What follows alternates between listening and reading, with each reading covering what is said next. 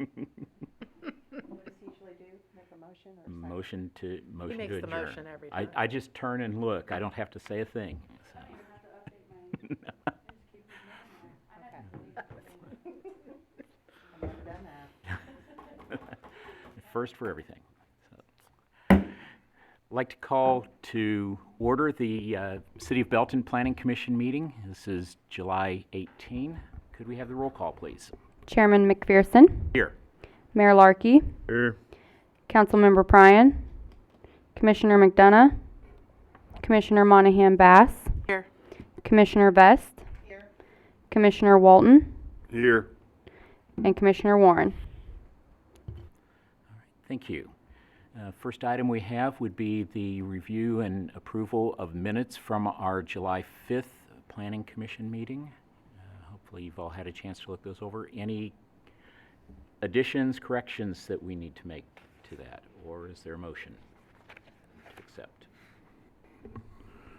Motion to approve the minutes of the July 5th, 2023 Planning Commission meeting as presented. Thank you, Mayor. Second.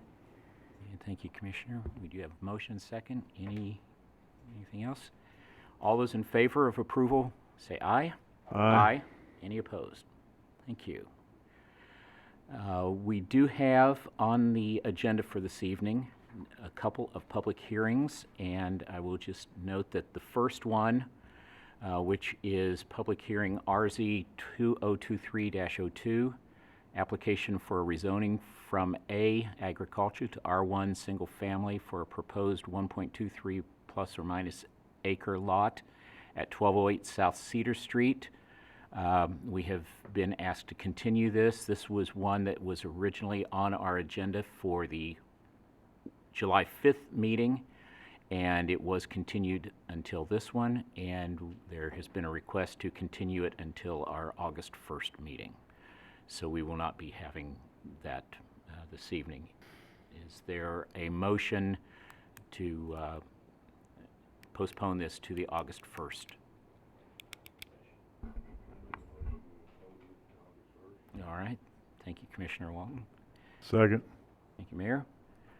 So, and I believe we can just do this with a yes or no vote on this, Mayor? Is this us or is this them postponing it?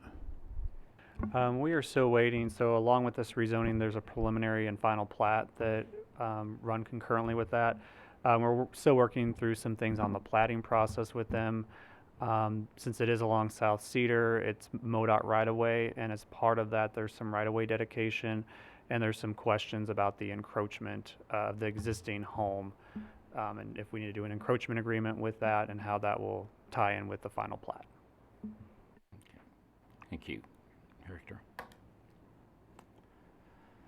All right. Any other questions before we vote to continue?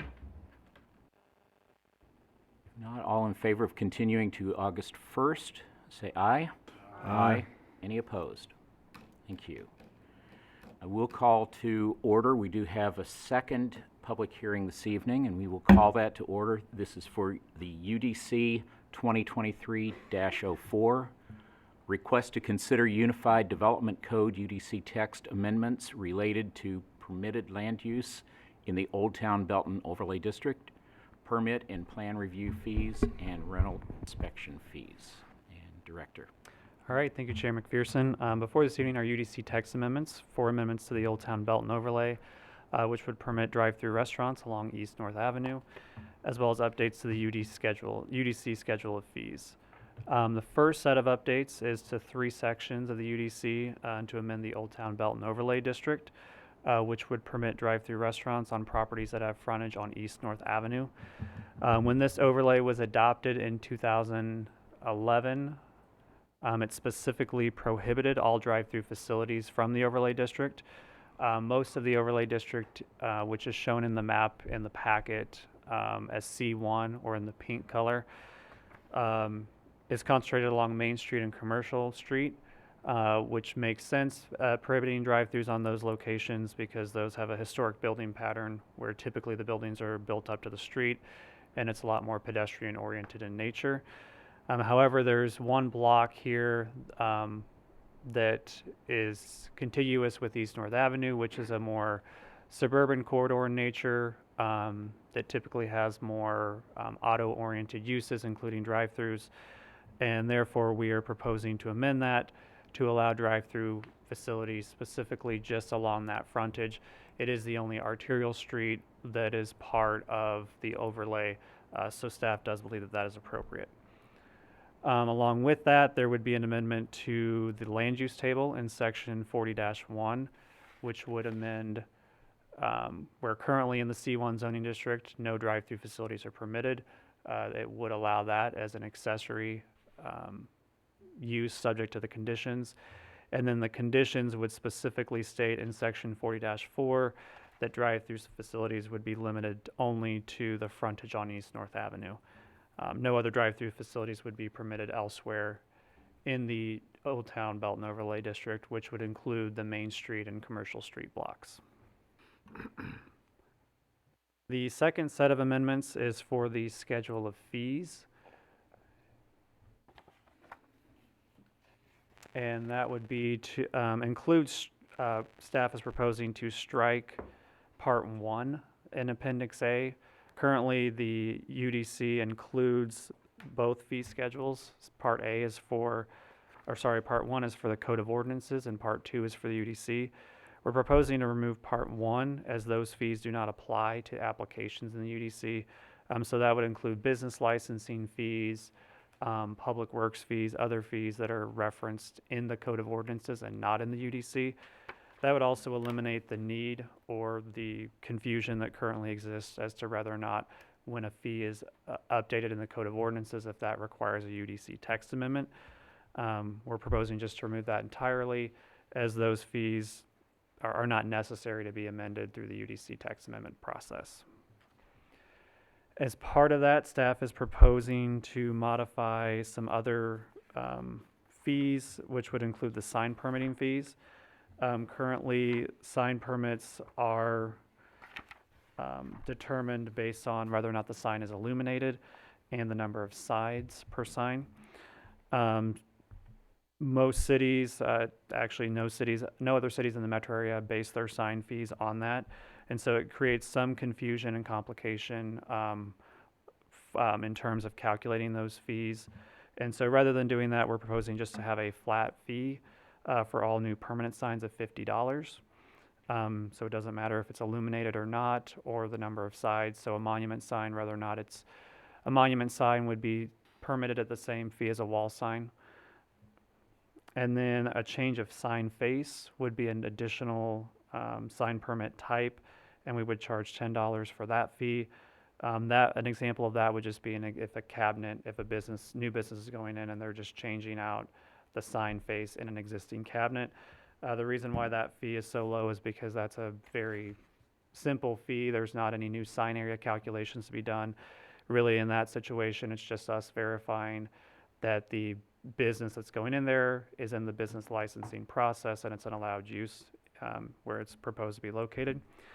And then temporary signs are currently not addressed in the fee table, and so they have been treated as a non-illuminated sign in the past, which typically creates a higher fee for those temporary signs.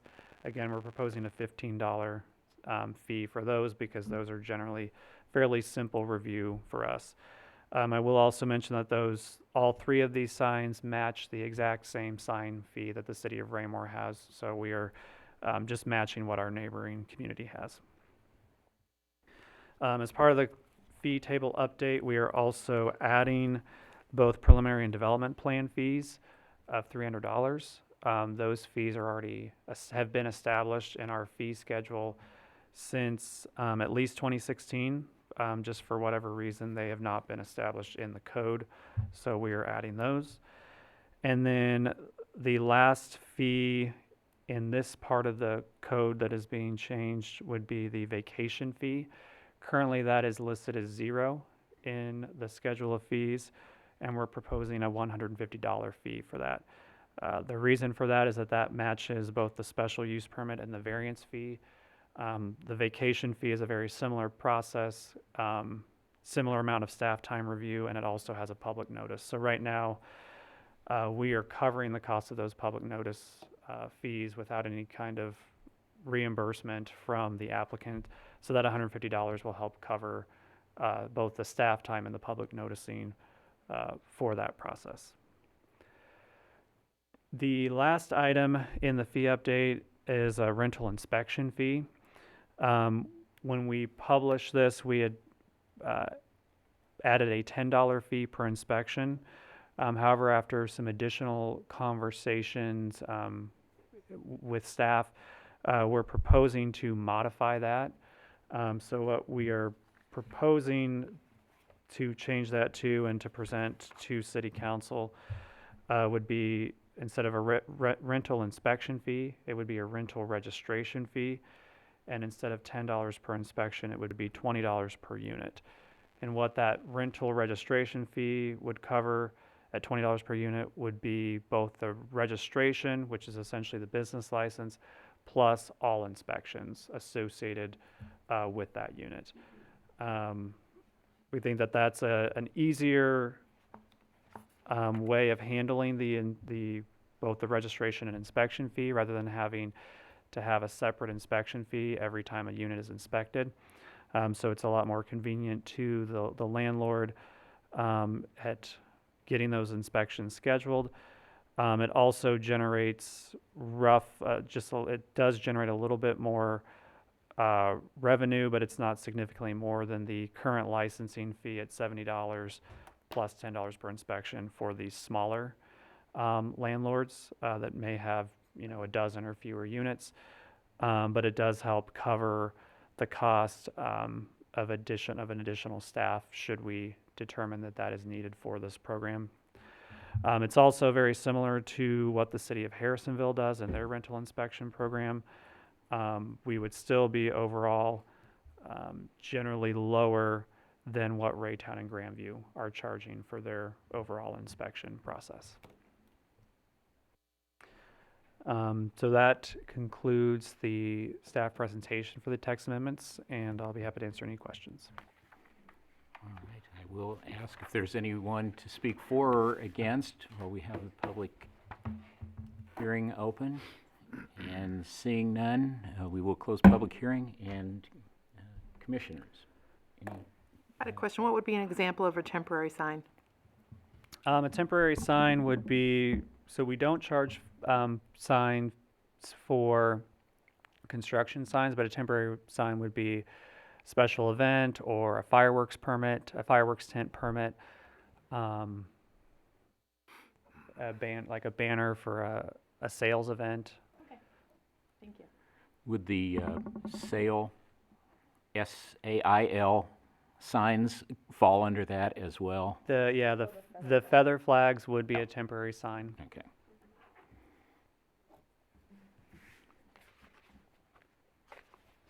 Any other questions? Director. All right, seeing none? Yeah, I got some questions. Okay, Mayor. Temporary signs, and I can see where this is going to go.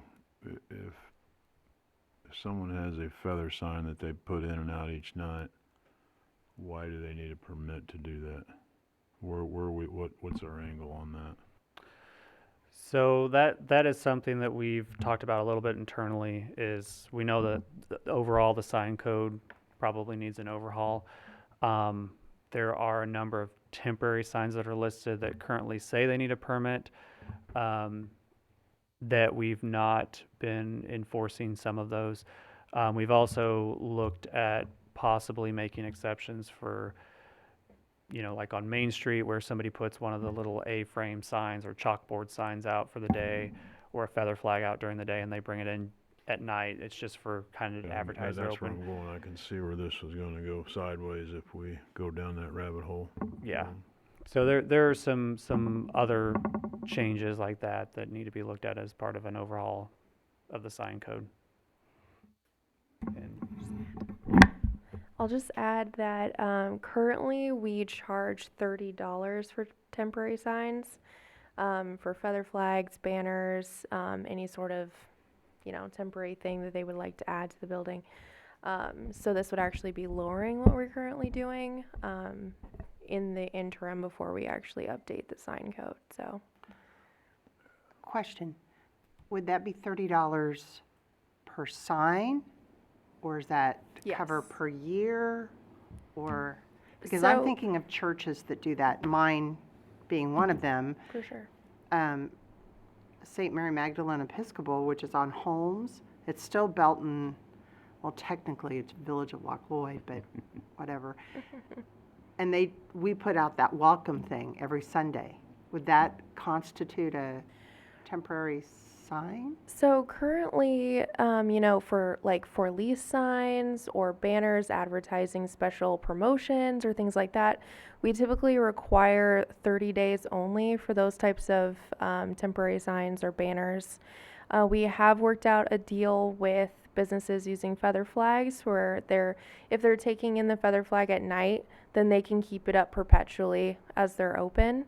But it's just that one $30 fee for each of those signs. So feather flags are only paid once, banners are only paid once for that 30-day time that they're up. And they're able to renew if they would like to keep it up again, but there's a cap on how many times you can renew. So do they get a warning or just like a citation? Or, I mean, like, what if there's people that are not aware of that rule? Typically, we are told by code enforcement. Okay. If they see a banner up for a long period of time, they typically let me know, and then I can reach out to the business owner and just make sure that they're keeping it up temporarily and to make sure that we can get it permitted and just to make sure we don't have a lot of banners out for long periods of time because they do get tattered over time. So just making sure we know what's going on. Okay. It does sound like we do need a Yeah, I mean, I guess a that's. good look at that, because as I heard Commissioner Vest say, they put it out on Sunday, they take it down. You know, that's not gonna be out, it's not gonna, probably, it's gonna take years for that to get tattered. Yeah. Where someone that puts it out and just leaves it out on 58 all the time, it's gonna show a lot more wear. So I think that's great if we can take a look at that, Manager. Yeah, I think that what we're trying to do is just make sure that we're not getting these temporary signs being put up in the place of permanent signs for a long period of time, and Right. that's the intent of trying to enforce this type of, I mean, obviously, we're trying to be as business friendly as we can, and so if folks are like downtown or putting out a sign every day and then bring it back, we're not gonna be banging down their door saying, no, you guys aren't following the letter of this. We're trying to, the spirit of this is to make sure that we're just keeping our community looking nice, and so that is, I think, in the spirit of what this law is intended anyway, so. Very helpful, thanks. And what about like garage sale signs and things like that? So those just can't be in the right of way. Okay. They are allowed to be on private property, but obviously after the garage sale is over, they should be taken down. If they are in the right of way, they do get pulled by code enforcement. Okay. I just wanted to make sure we got that on the record for anybody that might be listening in. Yeah, I mean, yeah. Any other questions, comments? Mayor, anything else? No, not at this time. Okay. So we would entertain a motion to move this to the council. I'll make a motion to accept it the way. As stated, thank you. Second. All right, thank you, Commissioner. Final comments? Seeing none, could we have the roll call, please? Commissioner Monahan Bass, Aye. Mayor Larkey, Yes. Commissioner Vest, Aye. Commissioner Walton, Aye. Chairman. Aye. All right. And thank you, staff. I can tell a lot of work has gone in, and I know that signs have been an ongoing issue, especially for some time. So appreciate all you're doing on that. Director, anything additional for us? Yeah, the June 2023 development report is on the Community Planning and Building webpage. We issued 50 permits last month, totaling a little over $2 million in total valuation. The largest of which was final tenant finish for Factory Motor Parts, which is the last tenant that's going in Building 4 at Southview Commerce Center. So Southview Commerce Center, all 4 buildings are fully leased. Great. And then our next meeting will be August 1st. We do have a couple of public hearings on that, including the one that was continued this evening, but we will also have a public hearing for Autumn Woods preliminary development plan and a final development plan that comes along with that. So that did come before the Planning Commission back in March, and the Planning Commission recommended approval of that. The City Council had some concerns regarding parking and did deny that application, so they've made some modifications to that, and we'll come back before Planning Commission on August 1st to present that. All right, very good, thank you. So, is there any additional business? Anything that can't wait till August 1st? All right, we have a motion. Is there a second? Second. All right, all those in favor say aye. Any opposed? All right, thank you all.